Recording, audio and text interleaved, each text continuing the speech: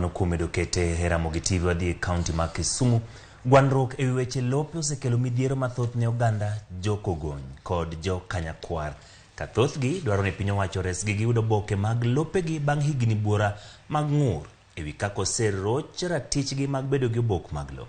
James Okoth ne oluwo wachno kendo miyowa ler mathoth. To abiro nyono ka onge lo nang'o. To mae lo pa kama no kenda Kanyakwar e dala waka. Mano e penjo mathoth oganda Jo-Kogony osebedo ka penjo kuom higni buora bang' piny owacho golo obok mar kawo lope kweregi e weche mag dongruok e kinde mane ichwalo kiewo mar manispa ma Kisumu. Tie dewa tie wan wadak kanyo koro iketo wa e municipality to mana man is our ancestral land. Wan winjo mani mak wenyino selosi makoro pugu kind Kogony kod Kanyakwar. To kan wadhi wacheko gino maber to wayudo ka part mar Kogony obedo included e Kanyakwar e yo ma wan wegi ok nwang'eyo. Wachno waseluwo all along from 1976 nyaka koroni. Mogo kuom midhiero ma oganda Jo-Kanyakwar kale ma bende osetamogi bedo gi obok lopegi gin buche mag doho ma kinde ka kinde e kindgi kod jonyiew lopego. Ng'ato obire lobno ma ike wuonwa ta ike minwa ta ike owete owadwa ta ike okelo title deed mabandia okelo na court order motama iko nyakomera mo akane muchari dweche adek na dhi e court ma court nomiyo mera ma dhi e iko. Bang' iko mera no korko keta gi kes sani ma ok ayue ni mano lope. To gima litna wach lope gi nochak lu chon 2010 kucha. To so far kata an ma wuoyo kani oda no wang' nikech lope go. To ng'ama no wang'o lope ka biro ng'i onge. Masani adaka kaka winyo. Aonge kata dala, aonge kata kamoro manyalo jote gi nyithinda.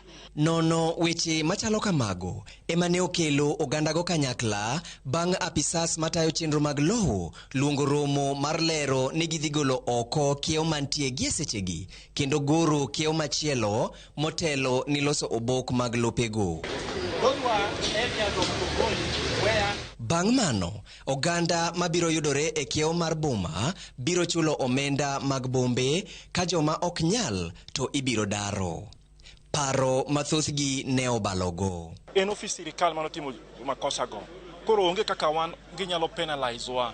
Koro wakwaye ni seche ma giloso map go garama gi ket kum sirikal nikech jotije sirikal manichulo msach sirikal gi sirikal ema notimo makosa gi duto. Kata obedo ni wach ni pod ni e doho, okil Kenneth Amonde lero ni kalure gi chik mane itiyogo ndalogo, oganda Jo-Kogony ok ne onego kaw lopegi ka oganda Jo-Kanyakwar to onego non mana ka bende ne ochulgi omenda ewi lopegi mane okaw.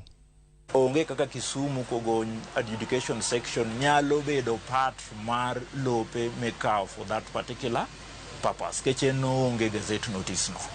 But as to part mar Jo-Kanyakwar, I think neto nego bed ento nego lowe through other formulas. For example, ne kabedi ne entiere that gazette notice kaka waneno cha to they were captured. Then another question monego bed ni gibedo compensated. Keche cap 295 loso kuom processes mang'eny manyaka lo banke to gazette notice eka mondo me wach no officially lope gi nokaw gang'o gi national government. Duoko mar midhiero mar lo mosechando oganda Jo-Kogony kod Jo-Kanyakwar kuom kinde ni e doho gi sechegi. Kapek koro omigi mar chwalo duoko no mapiyo, poni gibiro bet piny kendo loso winjruok e kindgi giwegi. James Okoth, Ramogi TV.